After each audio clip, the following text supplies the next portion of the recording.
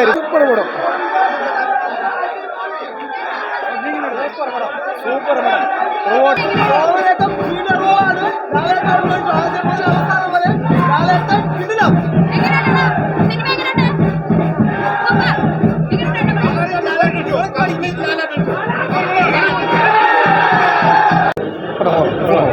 നന്നായിട്ടുണ്ട്, നന്നായിട്ടുണ്ട്.